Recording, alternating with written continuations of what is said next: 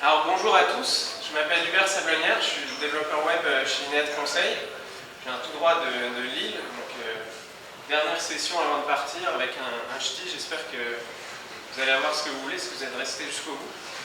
Aujourd'hui j'ai envie de vous parler de Jurassic Park. Alors je vais commencer tout de suite par un troll, je parle bien du vrai Jurassic Park, celui qui est sorti en 93.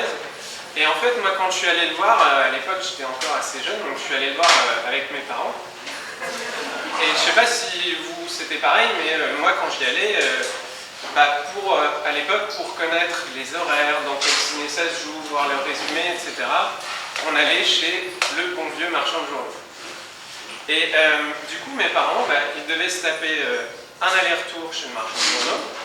Le plus rapide c'était la voiture, ça prenait le temps d'y aller, d'acheter la voie du Nord, de revenir environ 20 minutes. Et puis ça nous coûtait à peu près 5 francs. Alors depuis, le web est arrivé, le web a tout changé. Et moi, comme je suis vraiment un grand fan de ciné, tous les mercredis matins, j'ai mon petit rituel.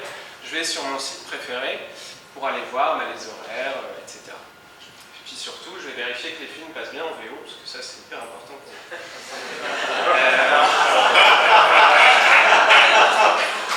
Et du coup, il y a des gens qui pensent que c'est la même personne.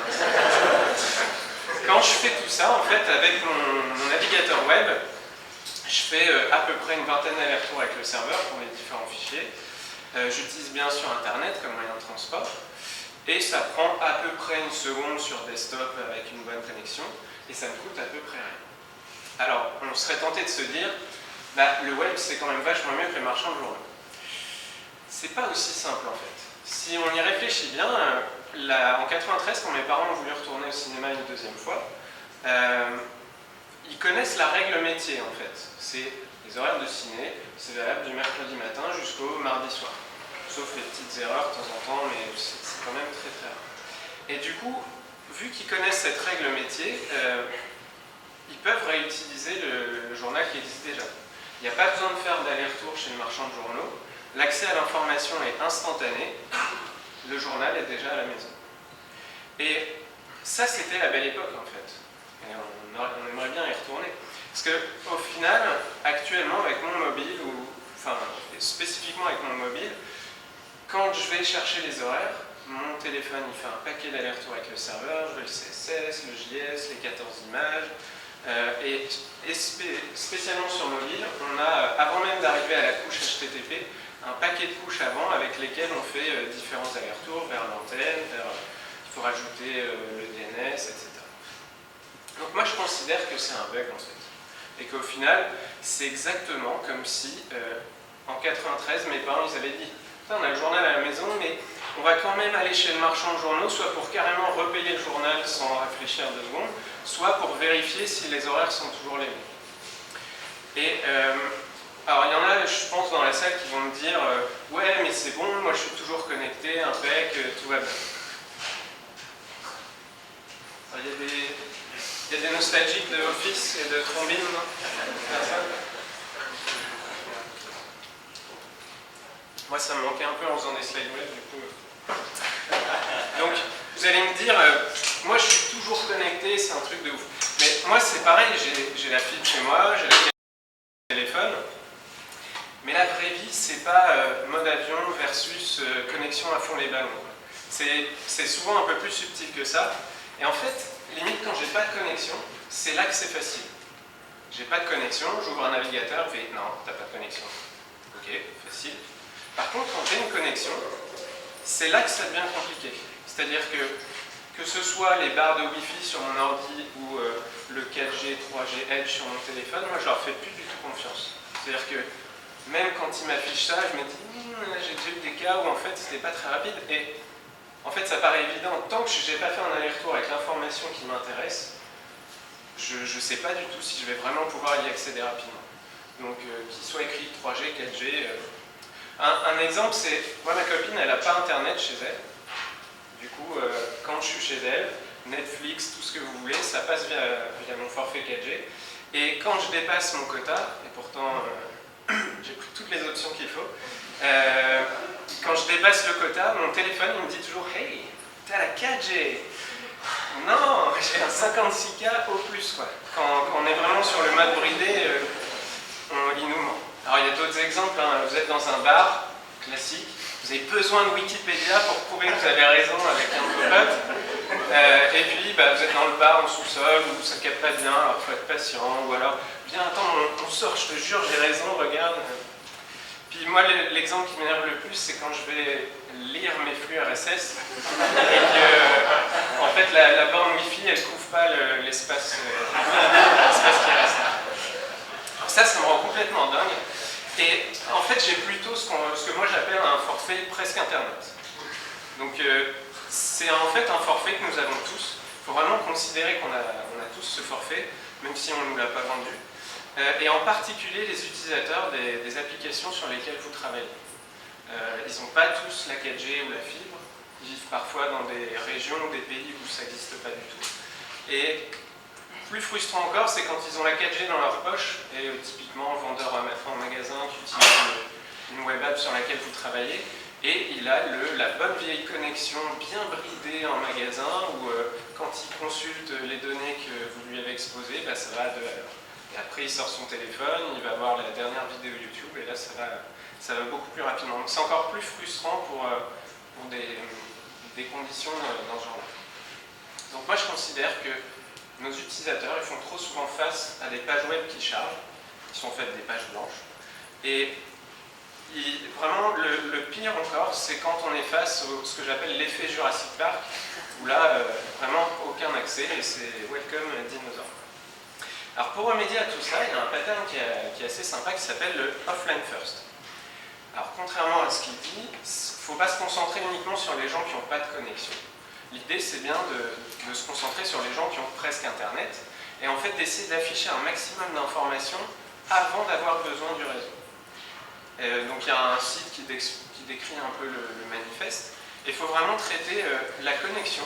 C'est un peu bizarre au début, mais traiter la connexion comme une fonctionnalité. De la même manière que vous faites du feature testing pour voir si le mobile il a un accès au GPS, au touch, à la webcam, considérez que le gars n'a pas forcément de connexion ou une très bonne connexion au moment où vous voulez lui afficher des infos. Et du coup, les principaux objectifs, ça va être de soulager l'utilisateur, sa batterie, son forfait de données, et puis aussi, il faut vous penser à ça, vos serveurs, votre infrastructure, votre bande passante. Moins les gars vous demandent les horaires que j'ai demandé il y a 5 minutes, oui je les ai, mais c'est les mêmes que la dernière fois, donc je te les redonne pas. L'idée c'est un peu ça. Alors historiquement, sur le web, on a forcément différentes couches de cache avant d'arriver au serveur, que ce soit quand vous êtes en entreprise ou avec votre FAI. Et on ne pouvait pas fournir de vraies expériences offline first avant. Un peu, on va voir après, mais pas vraiment. On en est arrivé du coup à croire que sur mobile, ça devient préférable de faire du natif par rapport à du web. Moi étant fan du web, ça m'embête un peu de devoir l'admettre, mais c'est un peu le cas. Après, les autres raisons, au-delà de la connectivité, c'était tout ce qui est push et notifications, tout ce qui est intégration avec l'OS, et puis malheureusement pour beaucoup d'applis qui sont vraiment gourmandes, tout ce qui est performance. Par contre, c'est pas parce que le natif est capable de faire tout ce que j'ai cité là, qu'il le fait tout le temps bien. Aimant beaucoup le cinéma, je peux vous assurer que ce truc-là, où juste attendre 1000 ans avant de savoir si c'est à 16h15 ou 16h30, c'est assez courant. Il y a pas mal de contre-exemples sur des applications natives. Après, il y a aussi des très bons exemples. Je pense que la plupart des sites utilisent Twitter. L'application mobile Twitter, c'est vraiment un excellent exemple de offline first. Avant même d'avoir besoin d'aller vérifier les nouveaux tweets, il vous affiche tout de suite ce qu'il a. Et puis, pendant ce temps-là, il va dire hey, « t'as des nouveaux tweets et tout, ok, les tweets arrivent. » Et en général, quand c'est bien fait, c'est le cas de Twitter, ça n'a pas toujours été le cas de Facebook, il vous interrompt pas l'endroit où vous êtes en train de lire, il vous rajoute une petite notif, si tu scrolles, tu as les nouveautés. C'est toujours un truc auquel faire attention. Si quand vous avez des nouveautés, vous perturbez ce qui est en train de voir l'utilisateur, il ne va pas trop vous aimer. Alors depuis 2009, on peut essayer d'aborder le offline first avec une appli web, sur le web, avec l'app cache. Donc l'app cache, c'est une spécification une technologie qui est spécifiée dans la spec HTML5, dans le même document, qui est supporté par la plupart des navigateurs web récents, en tout cas très bien supporté sur mobile. Alors ce qui est bien, c'est que Microsoft, ils n'ont presque pas changé leur logo, du coup c'est la même chose.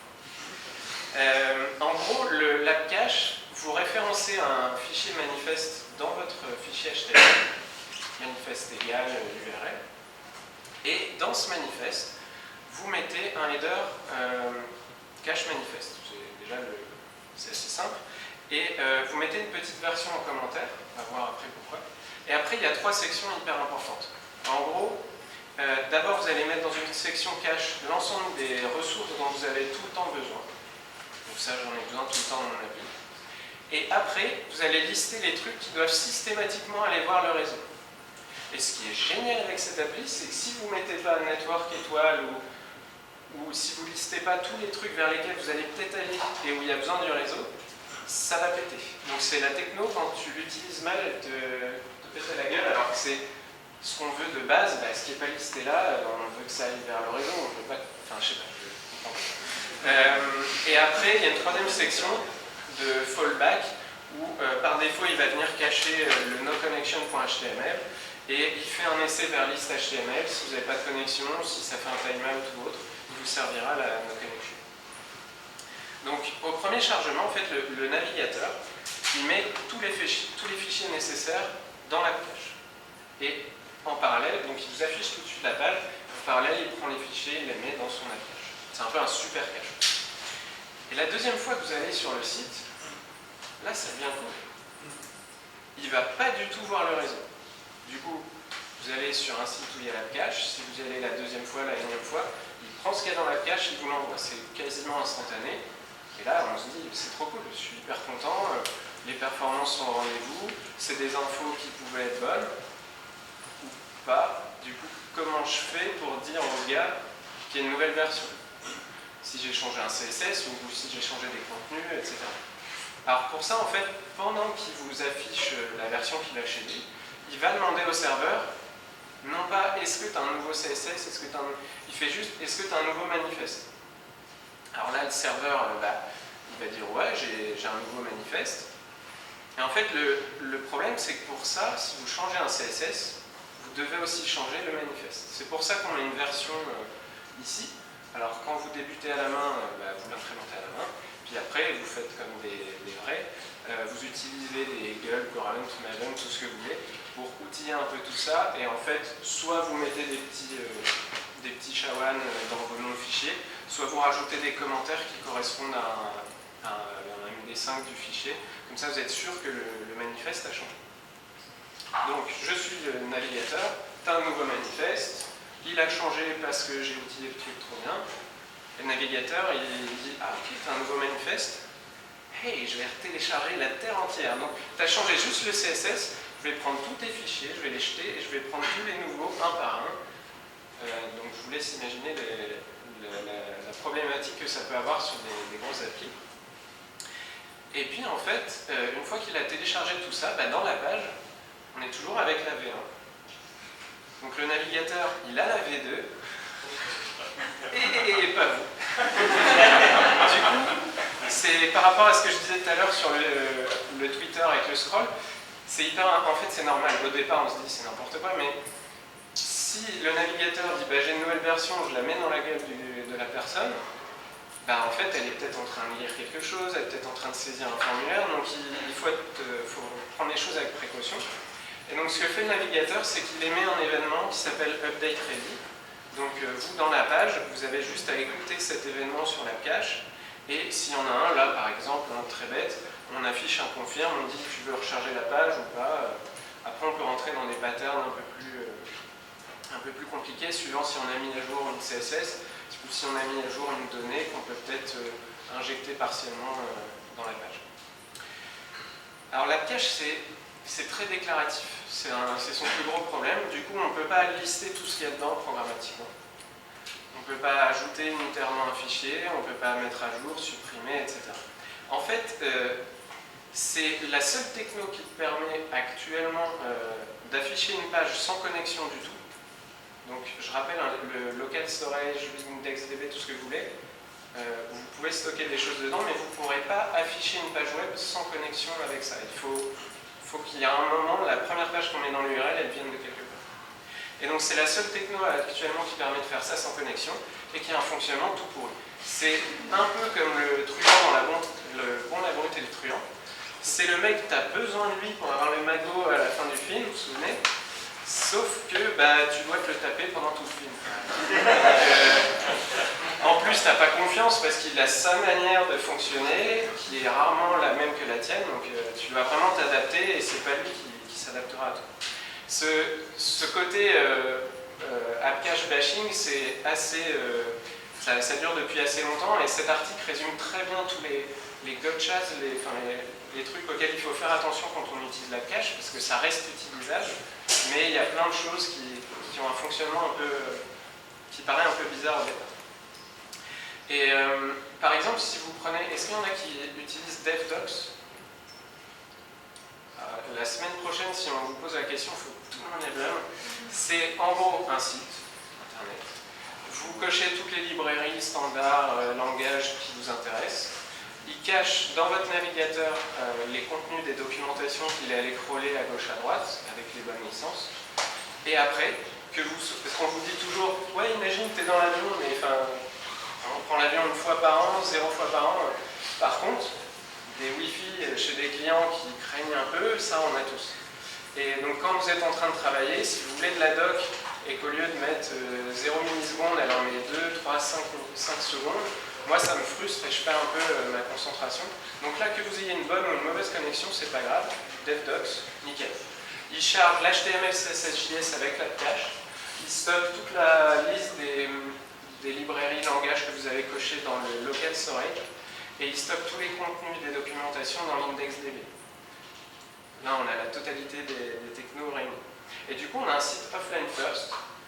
Internet, presque Internet, pas Internet, le site s'affiche instantanément. Et vous verrez de temps en temps, en haut à droite, il vous mettra j'ai une nouvelle version. Alors, on ne sait pas trop si c'est les contenus ou l'interface qui change. Est-ce que tu veux recharger la page? Et c'est tout ça. Confucius a dit...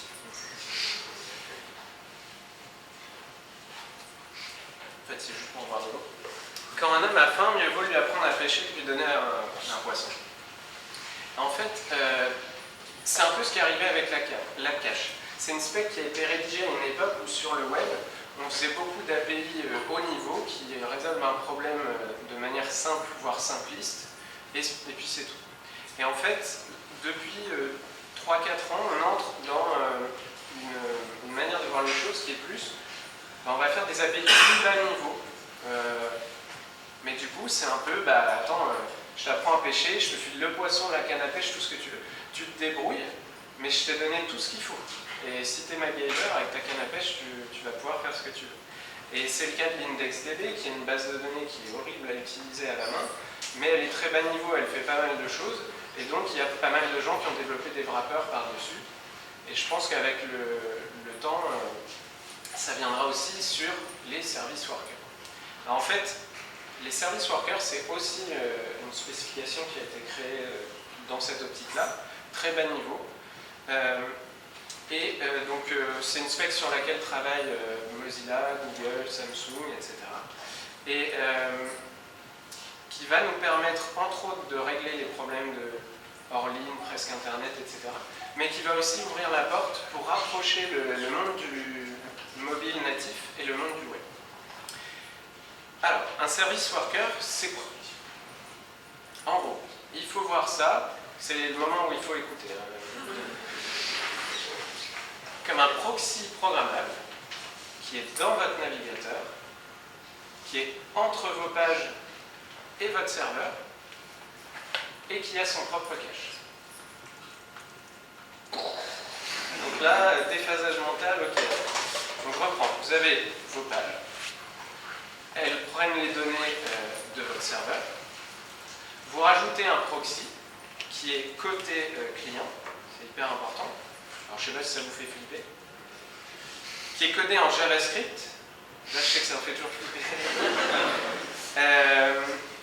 et qui a son propre cache. Et en fait, ce qui est vraiment important, c'est qu'il va intercepter toutes les requêtes qu'il y a entre vos pages et votre réseau. Et c'est là que je suis censé vous dire qu'il y a son propre cache. Et en fait, vous le codez en JavaScript, donc c'est vous qui codez les règles de qu'est-ce que je mets dans le cache, qu'est-ce qui se passe quand il y a une URL qui est une image.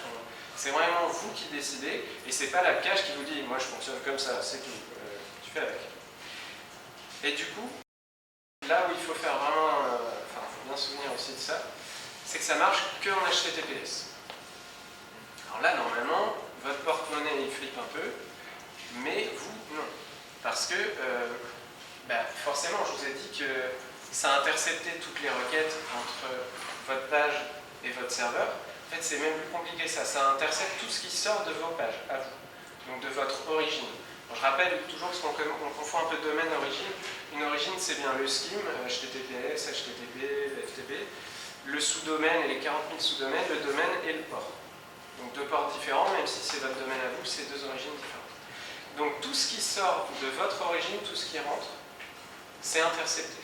Même quand ça va vers d'autres domaines que les vôtres, des CDN, que ce soit des images sur Gravatar, jQuery sur CDN, je sais pas quoi. Et donc forcément, si vous pouvez intercepter tout, et que le gars qui a codé le service worker, c'est pas vous, et c'est un mec qui est sur le Wi-Fi de votre hôtel, qui je ne sais quoi, ou dans je sais pas quel pays, ce serait assez flippant qu'il puisse faire un man in the middle attaque. Donc en fait, c'est de l'HTTPS, ok, on va tous peut-être devoir s'acheter des certificats, etc. Mais au moins, on est sûr qu'on ne va pas avoir de soucis à ce niveau-là. Et puis l'avantage, c'est que si vous commencez à jouer avec, sur les GitHub Pages, tout est en HTTPS, donc pour faire des démos et des tests, le coût d'entrée est assez faible. Alors comment ça marche? Donc vous prenez votre page, d'abord le premier truc, donc là je commence le code. Okay, d'abord vous vérifiez que vous avez un service worker, que c'est supporté sur votre navigateur, sur le navigateur de votre client. Et avec l'objet service worker, vous allez appeler register et vous allez dire ce fichier JS par exemple, c'est le script de mon service worker. Et là, ça utilise les promises JavaScript. Donc si tout se passe bien, vous rentrez dans un zen. S'il y a des soucis, vous les attrapez avec le catch. Tout le monde est familier avec les promises JavaScript? Oui, non? Pas beaucoup. Alors, moi je vous conseille vraiment de vous mettre dedans. Ça va être de plus en plus utilisé par les API, les nouvelles API du navigateur. Elles sont toutes basées là-dessus. C'est répandu sur quasiment tous les navigateurs Evergreen, les plus récents. Ça arrive bientôt officiellement dans Node.js. Enfin, c'est une manière beaucoup plus composable et facile de faire de l'asynchronisme, en attendant la suite, pour ceux qui étaient ici dans la presse d'avant, vers des manières d'écrire l'asynchronisme un peu plus modernes. Et donc, comme c'est en natif, on n'a pas besoin de librairie comme on peut avoir l'habitude. Et donc, j'ai registré mon service worker dans ma page, et dans mon service worker, qui est bien un thread qui est indépendant de ma page, ça c'est hyper important, dans JavaScript on n'a qu'une event loop pour chaque page, là c'est un thread qui est à part. Donc il est à part, ça veut dire pas d'accès au DOM, donc window, get document, machin, query selector vous oubliez. Par contre, vous pouvez accéder à l'objet global avec self, et vous pouvez écouter des événements. Donc par exemple, vous écoutez fetch, c'est l'événement le plus important. C'est avec celui-là que vous allez voir passer toutes les requêtes qui sont faites par vos pages. Donc vous avez un thread pour toute votre origine. Si vous avez des gens qui ouvrent plein d'onglets sur votre appli web, vous allez avoir qu'un seul service worker, qu'un seul thread. Et donc lui, il se prend toutes les requêtes dans la tête, et avec, vous allez pouvoir faire ce que vous voulez avec event.respondWith. Et du coup, vous pouvez créer vos propres réponses. Ça ne sert pas à grand chose, mais voilà, ça c'est le Hello World. Ce qui sert vraiment, c'est d'aller donner des réponses qui viennent d'un cache, par exemple. Et alors pour ça, on ne va pas utiliser les API de stockage qui existent déjà. On va utiliser une API de stockage qui a un nom génial, c'est le cache. Et du coup, c'est une nouvelle API qui est dans la même spec que les service workers. C'est un peu plus bas dans le document. Et en gros, il faut voir ça comme une map avec MyScript 6 ou une map dans n'importe quel langage, de requête-réponse. Vous faites correspondre une réponse à une requête. et le matching entre la requête qui arrive et la requête correspondante dans la map se fait à peu près avec les mêmes règles que pour le cache HTTP, avec les headers, est-ce que c'est les mêmes, etc. Par contre, c'est différent du cache HTTP, hein, c'est juste les règles qui sont un peu similaires.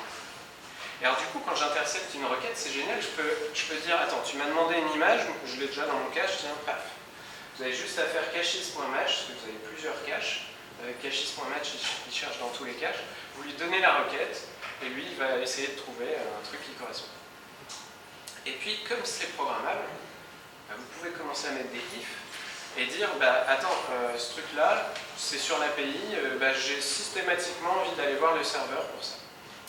Alors, qu'est-ce qu'on va faire pour aller voir le serveur? Il y en a qui ont une petite idée. On va utiliser une XHR, une XML HTTP request, la base de l'Ajax, quoi. Non? Non. En fait, rappelez-vous, je vous l'ai peut-être pas dit, tout ce qu'il y a dans un service worker est asynchrone. Ça ne peut pas être bloquant. Et donc, si vous reprenez une bonne vieille XHR qu'on écrit à la main, quand on a une URL et une XHR, avec le troisième paramètre, on peut faire des requêtes Ajax synchrones et qui sont complètement bloquantes et où, au final, on va arrêter l'exécution du code pendant qu'on fait l'aller-retour vers le serveur. Puis rappelez-vous cette bonne vieille API, il fallait mettre un type JSON alors que tout le monde fait du JSON. Fallait mettre un load, enfin c'est un peu, puis il fallait surtout pas oublier de mettre le send, sinon elle partait jamais. Mais ça ressemble vraiment à des API il y a quelques années. Du coup, on a encore une nouvelle API. Alors ce coup-ci, celle-là, donc l'API fetch, pareil, nom extraordinairement compliqué. C'est dans une spec à part, et c'est dans cette spec, qui est éditée pour l'instant par quelqu'un de Mozilla, qu'on retrouve toute l'API fetch et aussi la description des objets request response qu'on retrouve un peu partout dans les services worker. Donc, si je reprends mon exemple, on oublie les XHR et l'Ajax. Pour aller répondre depuis le serveur, on va pouvoir, avec une URL et juste la fonction fetch, récupérer la réponse. Ça paraît simple. En fait, c'est un peu plus subtil que ça. Ça marche encore avec des promises. Je récupère un objet response avec le then. Et en fait, cet objet response, je ne peux pas tout de suite voir ce qu'il y a dedans. Il faut que j'appelle .json, .text ou suivant ce que ça retourne pour ensuite aller récupérer le résultat. C'est explicable parce que l'objet réponse contient le body sous forme d'une stream et ça va ouvrir la porte demain à pouvoir commencer à manipuler la réponse avant qu'elle soit arrivée complètement. Donc pour l'instant, quand vous faites ça, il attend d'avoir le body complet de la réponse pour vous répondre le JSON, le texte, etc. Et puis, s'il y a des soucis, on catch les erreurs et tout va bien. Alors, ce qui est bien, c'est que par défaut, avec le point JSON, on a du JSON, ça fait un get. Si vous avez besoin de headers différents, de faire un post, un put, ce que vous voulez, il y a un deuxième objet de paramètre qui est vraiment pratique, pas mal de choses. Et donc, du coup, maintenant, si je reviens dans mon service worker, je précise aussi, fetch, c'est disponible dans vos pages web. Alors, dans la spec, dans les navigateurs, ça arrive pas toujours à la même vitesse. Je crois que c'est le cas maintenant dans Chrome et Firefox. Si vous regardez fetch sur votre objet global dans les pages, vous pouvez déjà faire des requêtes Ajax avec cette nouvelle API. Et il y a des polyfills qui existent pour les plus vieux navigateurs. Du coup, maintenant, je vais pouvoir dire, si c'est mon API, je fetch depuis le serveur. Et sinon, je te donne ce qu'il y a dans mon cache. Alors depuis tout à l'heure, on est capable d'intercepter des requêtes depuis le service worker, même quand on n'a pas de connexion. Mais du coup, ça veut dire que ce script qu'on exécute, il faut bien qu'on l'ait même quand il n'y a pas de connexion. Donc en fait, quand vous faites register un service worker, par défaut, il le cache systématiquement, sans que vous ayez rien à faire. Et il va cacher tous les appels, tous les requires. Ça s'appelle import script, donc vous pouvez importer différentes librairies dans votre service worker. Tous ces appels-là, il les cache aussi. Et du coup, si vous changez votre fichier de service worker, c'est un peu la même gymnastique qu'avec un manifeste d'app-cache. Si vous changez la manière dont vous interceptez les requêtes, etc., votre navigateur, en fait, il vient vérifier régulièrement, pendant la navigation, si vous avez changé ce fichier de service worker. Et là, c'est fondamental de bien comprendre comment marche le cycle de vie des services web. Alors si je reprends mon exemple, on est dans ma page, je vérifie, je fais un register, un zen et un cache. Pendant ce temps-là, en fait, dans votre service worker, dans le thread qui est séparé, il vous envoie un événement qui s'appelle install. Alors ça ne veut pas dire j'ai installé, ça veut dire j'essaye d'installer ton service worker. Est-ce que tu veux faire des trucs? Alors c'est à ce moment-là que oui, on va vouloir faire quelques trucs. Par exemple, on va nommer un cache et on va lister un ensemble d'URL qui font partie un peu de la coquille statique de notre application ou de notre site. Si vous prenez l'exemple de devdocs.io, c'est tout ce qui les CSS, les JS pour afficher les menus, etc. Et c'est ce qu'on va essayer d'afficher à l'utilisateur le plus tôt possible sans avoir besoin du réseau. Et donc, quand le navigateur me dit « Alors, j'essaie d'installer ton service worker, qu'est-ce que tu veux faire ?» Toi, tu lui dis « Bah, attends, moi, je vais te dire « Attends avant de considérer qu'il est installé. Je vais te filer un truc qui retourne une promise. Et une fois qu'elle sera résolue et que tout ira bien, tu pourras être content. » Et donc, dedans, vous faites un caches.open. Vous allez ouvrir le cache mon site V1 par exemple, et une fois que, alors c'est très promis, asynchrone, une fois que vous avez ouvert le cache qui vous intéresse, vous allez lui dire tiens, je te file plein d'URL, tu les récupères toutes, et c'est toi qui stocke tout ça dans un cache en faisant le matching de la requête et de la réponse que tu as eue. Et en fait, donc tout ça, ça retourne une promise, et le navigateur, quand il a fait toutes les requêtes et qu'elles se sont toutes bien passées, il considère que le service worker est installé. Et après, il essaie de vous envoyer un deuxième événement qui est l'activate. Quand vous faites pour la première fois un service worker, ça ne sert pas à grand chose vu que c'est plus quand on va faire des mises à jour. On va voir juste après. En fait, si je prends un service worker, je récapitule un peu, mais il essaye d'installer, vous faites des ajouts dans le cache. Une fois que vous avez fait tous vos ajouts, l'installation est OK. Et ensuite, il va faire un événement activate, et c'est là que vous faites du ménage. Parce qu'en fait, quand vous faites ça, une fois qu'il est installé, il va vérifier qu'il n'y a pas d'autres pages qui sont ouvertes sur le navigateur. Et de la même manière qu'avec l'AppCache, il garde la V2 et il vous laisse avec la V1, là, il vous laisse avec l'ancienne version des pages que vous avez chargées. Mais il va vous permettre d'installer des nouvelles choses dans vos caches. Et une fois que le visiteur a fermé tous les onglets de l'ancienne version, là, il va pouvoir envoyer l'événement activate. Ce qui vous permet ici, en fait, de supprimer des choses qui servaient avant. Et c'est aussi pour ça qu'on essaie de versionner les différents caches. Donc, mon site tout pourri, j'ai le cache tout pourri. Ça y est, le marketing a bossé, on a une nouvelle version. On rajoute tout ce qu'il y a bien, les nouvelles images, les nouveaux CSS dans un nouveau cache.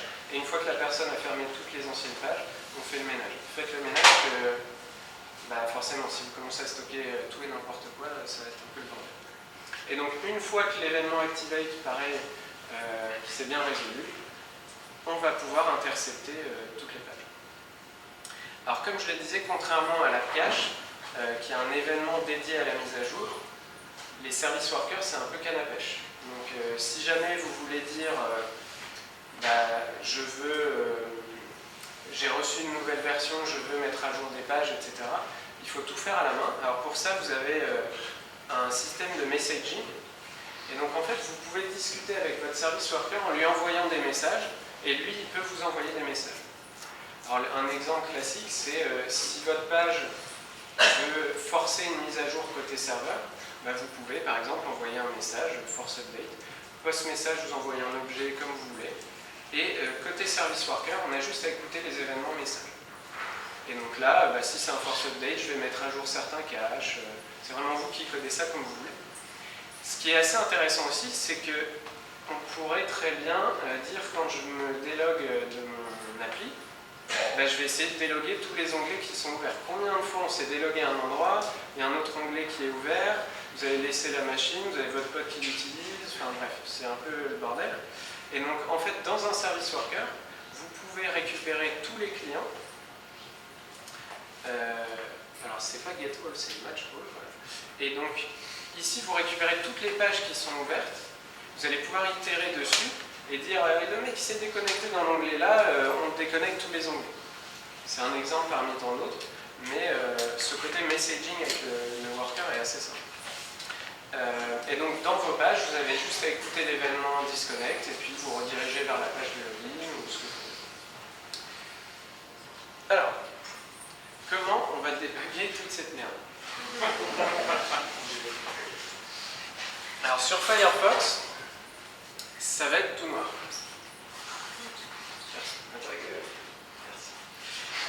Presque. En fait, on peut commencer à voir, les logs du service worker dans la console JavaScript, mais sinon, pour l'instant, c'est très difficile à les lire. Par contre, on peut constater que ça marche bien. Si je charge ici, donc c'est la démo que j'ai mise à jour pour cette conférence, pour Riviera Dev, sur nextspeaker.io en HTTPS. D'ailleurs, si vous voulez faire des dons pour mon certificat. La première fois que je charge la page, je vois bien toutes les requêtes à l'API, aux différents avatars des speakers. Si je fais F5, le service worker contrôle les pages, il intercepte, il sert tout du cache. Donc en fait, il y a le seul truc que je ne cache pas, parce que pour l'instant, je ne m'en suis pas occupé, c'est notre ami Google Analytics. Mais du coup, c'est très difficile de savoir ce qui se passe. La seule chose qu'on sait, c'est qu'il affiche une page, mais qu'il n'a pas fait de requête. Par contre, sur Chrome, alors je ne sais pas si c'est parce qu'ils ont plus de développeurs, plus de sous, je ne sais pas quoi, mais ils ont un peu plus d'avance. Et on a une page assez rudimentaire au niveau UI sur Service Worker Internals qui va nous permettre de voir ce qui se passe. On va réviser tout de suite le cycle de vie. J'affiche nextspeaker.io sur une page, par exemple, là maintenant, quels talks sont disponibles à cette heure-là. La première fois, il fait les requêtes réseau, tout ce qu'il y a de plus banal. On voit bien les CSS, les JS, les images. Et sur la page, on voit qu'il est en train d'essayer d'installer mon service worker. Donc le statut ici, il est à installing. Et en fait, il reste dans ce statut-là pendant qu'il cache l'ensemble des URL qui sont statiques à la clé. Donc là, j'ai un JS, un CSS, la page HTML, et j'ai pas grand-chose de plus pour l'instant. Donc pendant qu'il va chercher ces trucs-là, on est en installing. Une fois qu'il a toutes les ressources statiques, il passe à l'activation. Donc là, il essaye de s'activer. Alors, comme j'avais déjà fait une version pour Devox, c'est là que je fais le ménage des anciennes pages de Devox. Donc dans l'activation ici, il y a un peu de code. Et une fois qu'il a fait l'activation, tout est OK et c'est bon.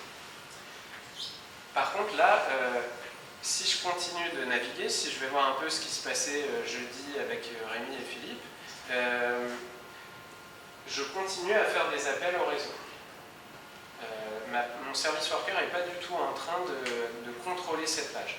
Il va contrôler la page après l'installation qu'à partir du moment où elle est chargée une deuxième fois. Donc ici, si je retourne le vendredi, je navigue et ça vient toujours du réseau. Si je rafraîchis ma page, c'est là qu'on voit un changement. La taille des ressources a été remplacée par From Service Worker dans les DevTools. Et c'est là qu'on voit que ça a été intercepté.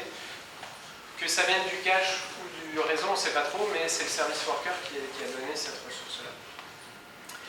Et à tout moment, alors ça c'est hyper important, votre navigateur peut tuer votre service worker.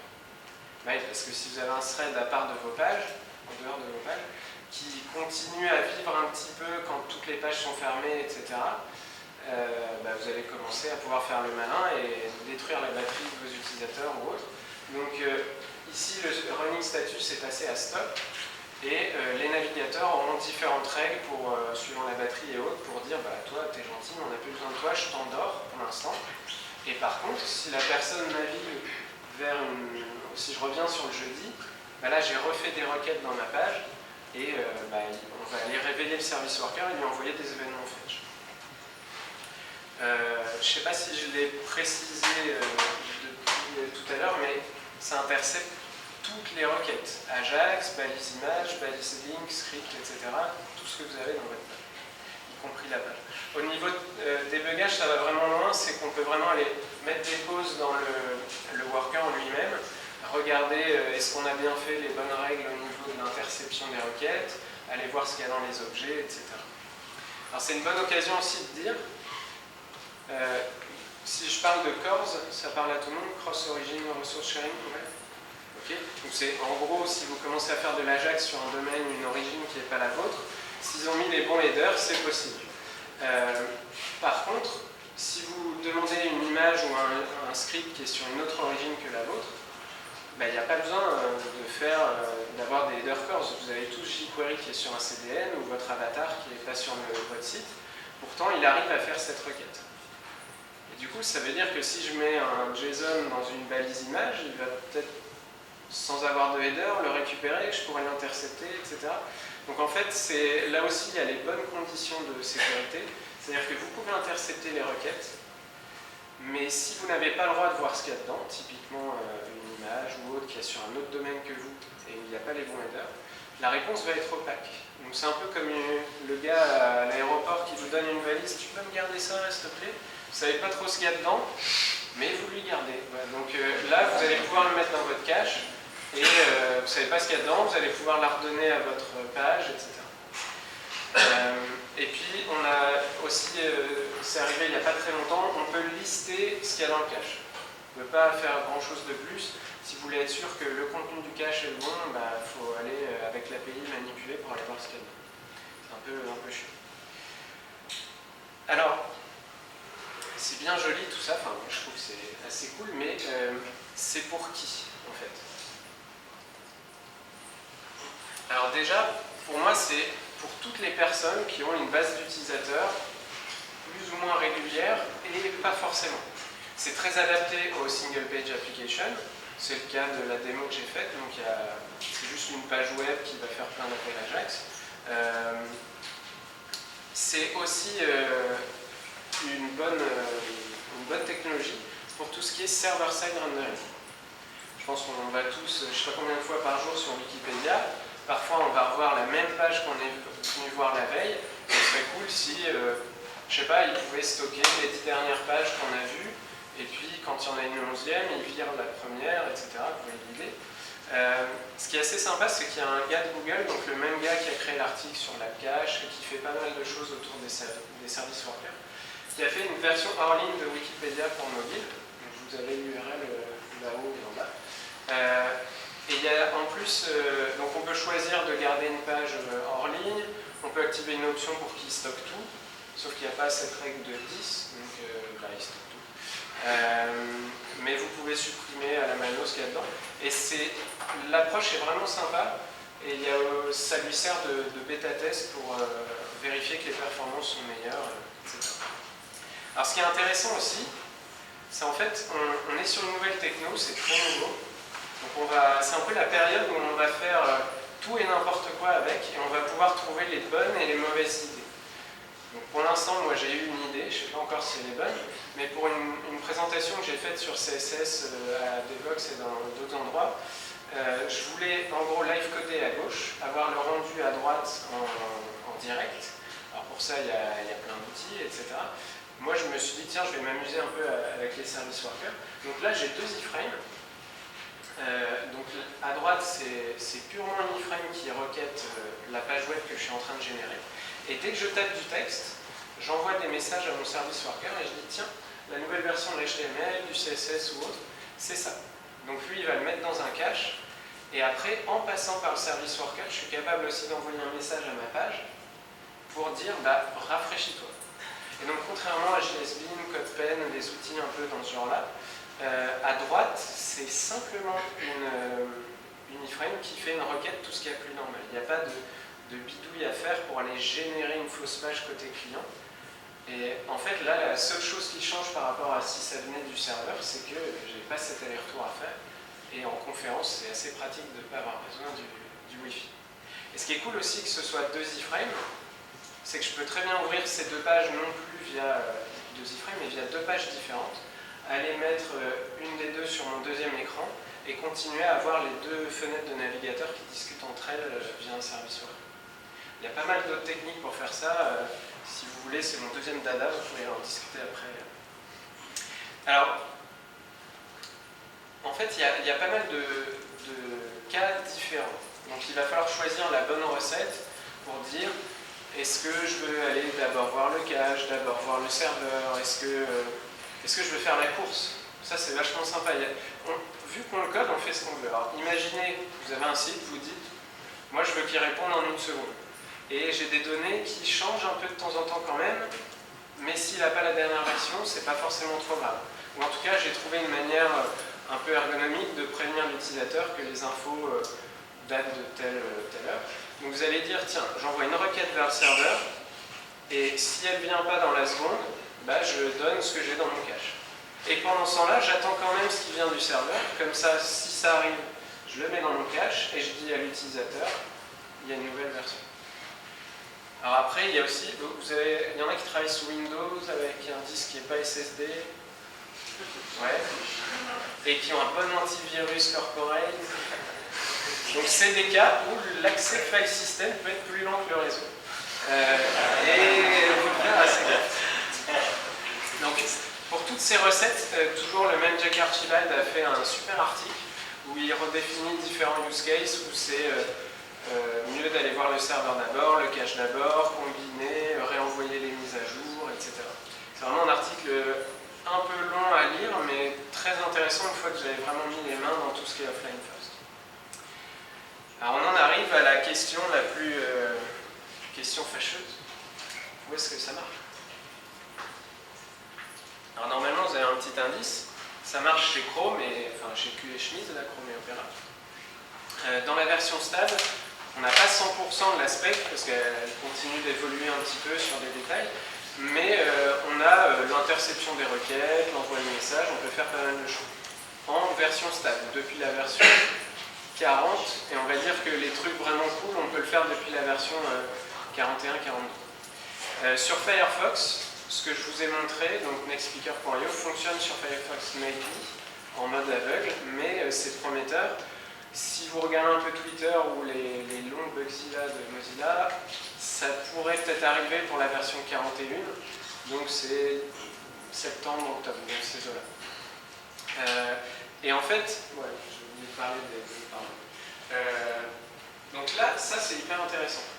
C'est-à-dire que Microsoft avec Edge nous dit, on s'en fout pas, mais on ne travaille pas encore dessus, on s'y intéresse. Et si vous regardez sur leur site où ils listent toutes les fonctionnalités, ils en ont quand même une bonne trentaine où ils disent on s'y intéresse pas. Par contre, ils en ont aussi une bonne trentaine où ils disent under consideration, dont les services workers. Donc c'est plutôt cool. Safari, on ne sait rien. Alors en plus, là, ils viennent de nous dire hey, dans Safari 9, il y a tout ça. Bon, vous regarderez, moi je ne suis pas hyper emballé, mais tant qu'ils ne shippent pas un navigateur, on ne sait pas ce qu'il y a dedans. Donc vous êtes bon pour attendre le prochain WWDC dans un an. Et à mon avis, c'est pas trop dans leur intérêt de mettre ça. La seule solution, c'est vraiment que tout le monde utilise les service workers et que sur tous les autres navigateurs, les sites ils soient snappy. Alors comme il y a pas mal de choses dans la spec, l'envoi de messages, interception de requêtes, machin, toujours Jack Archibald a fait un site qui est sur GitHub qui permet de savoir sur les différentes parties de la spec quel navigateur supporte quoi. Donc c'est bien là qu'on voit que le debugging c'est un peu galère ailleurs. Alors il n'y a pas de polyfill. Oh. Non, c'est cool. Ça veut dire qu'actuellement il n'y a personne qui est capable de bidouiller du code pour essayer de reproduire ce qu'est capable de faire un service worker. Ça veut bien dire qu'actuellement, personne ne peut intercepter vos requêtes. Par contre, il n'y a pas de polyfill, mais il y a des helpers. Donc il y a Google qui en a fait un qui est utilisé sur le site du Google I.O. qui permet de générer un service worker avec un script Node que vous pouvez mettre dans Run to Google. Il y a aussi un gars qui a fait une librairie assez sympa qui contient des recettes toutes faites. Alors vous mettez par exemple if l'URL c'est /API, vous avez un nom de méthode qui fait va d'abord voir le serveur et puis sinon tu vas voir le cache. Il y a des trucs un peu tout faits et en plus le matching d'API se fait un peu comme le routeur de Express ou d'autres librairies côté serveur. Et puis de toute façon c'est pas grave quoi. Je veux dire, tout le monde connaît, ou j'espère, cette image de l'escalator. Un escalator qui s'arrête en plein milieu, il n'y a personne qui fait merde putain j'avais une réunion, comment je fais C'est un escalier, quoi. On continue de... C'est pas grave. Là, c'est vraiment pareil. Si votre site, vous avez implémenté les service workers dessus, Sur les navigateurs où il n'y a pas ce truc-là, bah, ça reste des bons vieux sites Jurassic Park qui chargent avec le réseau, et ça a très bien marché depuis des années, c'est pas si grave que ça.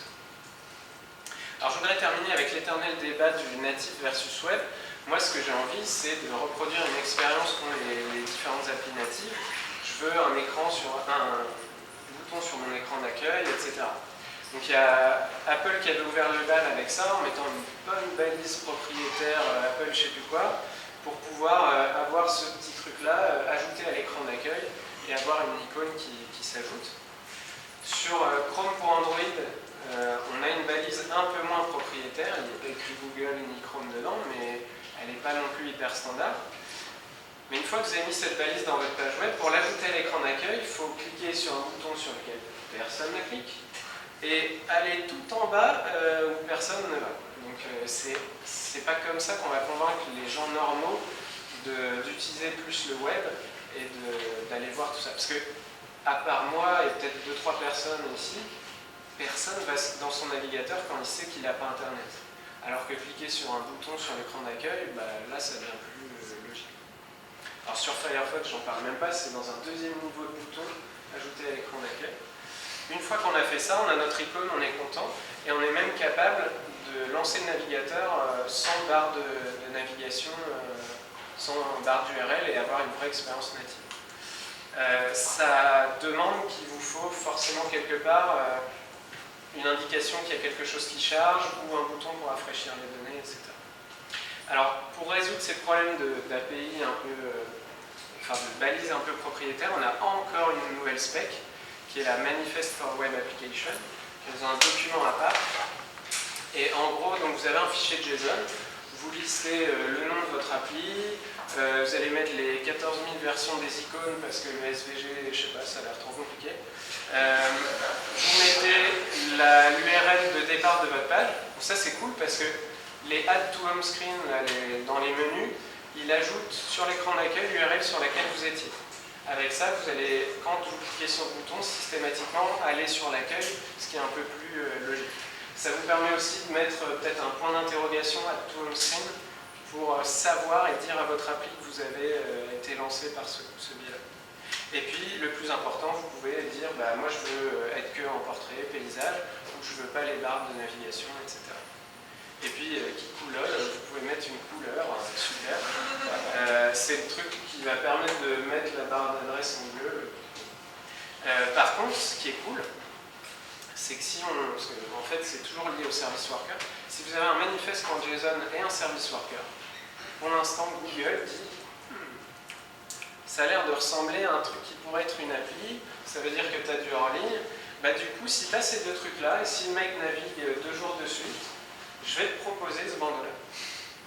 Et ça, c'est génial. C'est avec ce genre d'idées ergonomiques, et je pense qu'ils vont changer au fur et à mesure leurs règles de tu navigues 3 fois ou je sais pas quoi. Firefox proposera peut-être d'autres choses, mais en tout cas, c'est comme ça qu'on va convaincre les gens d'utiliser un peu plus le web dans ce genre de cas. Alors la suite, qu'est-ce que c'est? J'ai dit tout à l'heure, on va pouvoir rapprocher le natif et le web. En fait, déjà, on a plein de specs qui tournent autour des service workers qui arrivent, qui vont nous permettre de récupérer les réponses sous forme de streaming. On va enfin pouvoir faire des notifications et du push sur le web. C'est disponible sur Chrome 42. Ça bouge pas mal, mais en tout cas, il y a des démos. Regardez, mais les API vont encore changer. Ça va nous permettre de faire de la synchronisation en arrière-plan, de dire je veux me réveiller toutes les demi-heures, etc. Ou carrément de me réveiller à une heure précise pour faire des alarmes, et aussi de faire du geofencing. En fait, vraiment, depuis qu'on a ce thread séparé, on va pouvoir le réveiller pour différentes raisons. Alors, pour moi, les service workers, c'est vraiment la révolution. J'espère avoir attisé votre curiosité, avoir convaincu que l'app cache, c'est tout pourri, que les service workers, c'est prometteur. Je ne dirais pas que c'est génial, parce que c'est nouveau. Et que ça va vraiment nous aider, nous, en tant que codeurs, à aborder le offline first sur le web et à rapprocher un peu le monde natif du web. Puis j'espère aussi que ça vous a donné des idées pour vos utilisateurs qui ont presque Internet et éviter un peu l'effet Jurassic Park. Je vous remercie beaucoup.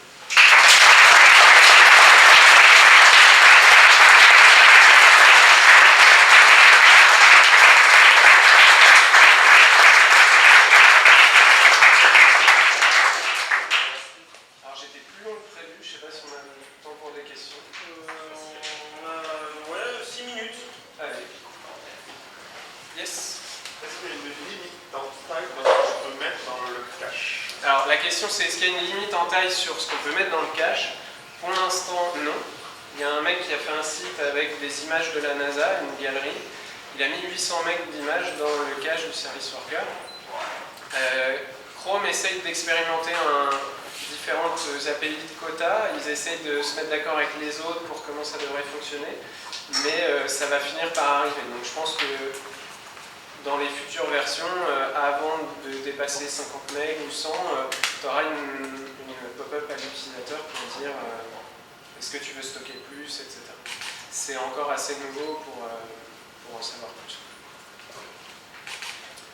Oui. Comment on fait pour désactiver ça? Tu navigues pas, tu navigues avec Internet Explorer.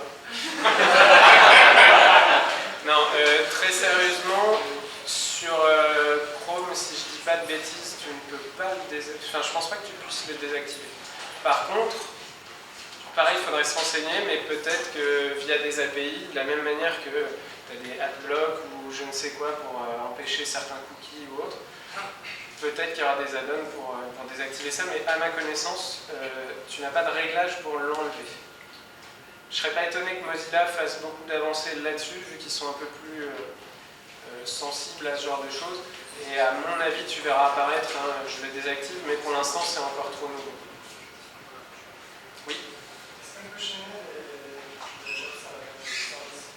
Est-ce qu'on peut chaîner les services? Ouais, genre, j'avais un service qui me cache les images, un autre qui fait la lecture des HTML, des choses. Je ne vais pas mettre tout ça dans un même JavaScript, c'est un peu chiant. C'est ce que je veux mettre. Tu l'as un dialogue. Alors, tu parles, donc la question c'est est-ce qu'on peut chaîner les services? Tu vas me dire si ça répond, mais tu peux répartir ton code dans différents scripts et faire des import scripts dans ton worker. Par contre, tu n'as qu'un service worker par origine, et si tu veux commencer à faire des traitements, donc moi pour l'exemple avec le CSS, j'ai envie de rajouter du support Sass, et donc je veux faire compiler le Sass dans un worker, mais pas forcément dans celui qui, pour l'instant c'est pas possible. Tu peux pas créer un nouveau web worker dans un service worker. Par contre, j'en ai discuté avec le fameux Jack Archibald, ça sera possible. Et il y a une issue GitHub sur la spec pour que ça le devienne. Par contre, pour l'instant, non. Tu peux commencer à jouer, c'est ce que j'ai réussi à faire, je ne sais pas si je perds les gens, à créer un shared worker depuis ta page et à lui passer un port à ton service worker et passer l'autre port au shared worker. C'est comme les yaourts où on écoute chacun au bout du fil, vous filez un yaourt à votre shared worker et un service worker, ils peuvent discuter entre eux. Et c'est clairement de la bidouille de la boue. Justement, tu as parlé à un moment où on pouvait envoyer des objets d'un truc à l'autre, et des restrictions sur les objets qu'on peut envoyer. Alors, tu envoies n'importe quel objet JavaScript, il crée une copie, ce qui peut avoir certains problèmes, et ça supporte les mêmes propriétés que les workers classiques, où tu peux transférer la donnée qui est ce qu'on appelle transferable, donc tu as les byte arrays, puis 2-3 autres objets très spécifiques que tu peux transférer sans copie. Et du coup, une fois que tu l'as transféré, il disparaît de là où tu étais. Et il y a même quelques expérimentations pour commencer à partager des byte arrays. Là, on n'est plus vraiment dans les services workers, mais juste dans les workers, pour les gens qui font des jeux vidéo assez intenses, pour commencer à essayer de partager de la mémoire. Pareil, c'est des trucs, c'est bleeding edge au possible. Parce que, en France, moi, quand j'avais joué avec ce genre d'API, c'était exactement ça. Mais quand je lui envoyais un graphe, comme il sérialisait, il tournait en boucle. Ah, j'ai jamais envoyé de truc qui bouclait, mais je pensais qu'il faisait un peu que. Ouais. Non, je ne saurais pas. Tu essaieras, tu me diras. D'autres questions? Il y a des. Je profite juste pour afficher ça. Ça, c'est vraiment les comptes Twitter à suivre pour avoir des infos sur Fetch, Service Worker, etc. Yes. Oui, j'ai juste une petite question. J'ai pas bien compris le bruit de HTTPS. Parce que, d'une part, le Service Worker est dans le browser, donc on peut avoir une demi-heure sur le motif de celle, et en plus, dans le cache, j'imagine que c'est forcément stocké en clair, les fichiers, sinon on ne peut pas les ressortir peu d'après sans les ressortir. Alors, tout ce qui est stocké dans le cache, c'est comme l'IndexDB ou le local storage, c'est stocké en clair. Donc si tu veux rajouter une couche chiffrement, pour l'instant ça va être à toi de le faire. Là je suis dans un hôtel actuellement, j'ai un wifi partagé avec je ne sais quoi. Il y a quelqu'un, entre guillemets, entre moi, de toute façon il y a toujours quelqu'un, entre moi et le serveur. Donc la personne, si elle change le SWJS, et si elle met ce qu'elle veut à la place, elle intercepte toutes tes requêtes, et elle peut s'envoyer des requêtes Ajax vers elle-même, donc prendre tous tes cookies, tout est ce que tu veux. C'est ça le plus gros problème. Il y a un des ingénieurs Google qui parlait de ça, qui dit, lui, il fait des confs à l'étranger, et il y a plein de pays où, par exemple, le CDN vers jQuery, comme tu es quasiment sûr que les sites vont requêter ça, ils rajoutent des pubs dedans. Donc ils te donnent jQuery et plus une dizaine de lignes qui t'affichent des pubs. Tu as des Wi-Fi d'aéroport qui t'affichent dans ta page, alors que tu n'as rien demandé, les vols qui vont bientôt partir. Tout ça, c'est... Alors je suis pas un expert en sécurité, mais forcément en HTTPS, tu as beaucoup moins de problèmes. En fait, c'est surtout sur le HTTP.js qu'il faut le HTTPS, sinon sur tous les autres fichiers du site, finalement, il y a... Alors non, justement, en fait, à partir du moment où ton origine doit être en HTTPS, donc forcément ton fichier JS doit être forcément sur ton serveur, vous ne pouvez pas mettre le truc sur un CDN, sur une autre origine, et du coup, à cause des règles de tout ce qui est mixed content, etc., tu ne vas pas pouvoir récupérer des trucs qui sont sur le HTTP. Et du coup, c'est là que pour la démo, ça a été assez compliqué, c'est que l'API de nos amis de Riviera Dev est en HTTP, et forcément, il n'y a pas beaucoup de besoin là-dessus. Donc moi, je suis obligé de la proxifier sur mon serveur. Donc tous les appels à l'API, je les fais vers moi-même, et ensuite je les fais vers Riviera Dev en HTTP. Et toutes les images que j'inclus, c'est pareil. Donc Riviera Dev, elles sont toutes hostées, d'ailleurs je crois que c'est chez Stéphane en plus. Donc là, je les proxifie. Pour Mixit, elles sont toutes sur Gravatar, mais dans l'API, il y a HTTP. Donc là, je réécris l'URL avant de la donner à la page. Et pour Devox, c'est la merde, parce que les avatars, les mecs mettent l'URL qu'ils veulent, donc il y a potentiellement de l'HTTP, de l'HTTPS. Ce que j'ai fait pour l'instant, c'est que je mets un S, et s'il n'y a pas d'avatar, ça ne marche pas. Donc ce qu'il faudrait, c'est vraiment développer un truc côté serveur. Là, c'est un web proxy Nginx, je ne vais pas commencer à faire du code. Mais c'est un des plus gros problèmes qu'on a, c'est que pour commencer à consommer des choses qui ne sont pas chez toi, qui sont pas... c'est Alors, personne ne part, parce que je sais ce qui se passe quand on applaudit le speaker, tout le monde part pour essayer d'aller se poigner. Donc vous pouvez l'applaudir, mais vous ne vous levez pas parce qu'on a juste 2 mots à vous dire après. Surveille, bloque la porte, personne ne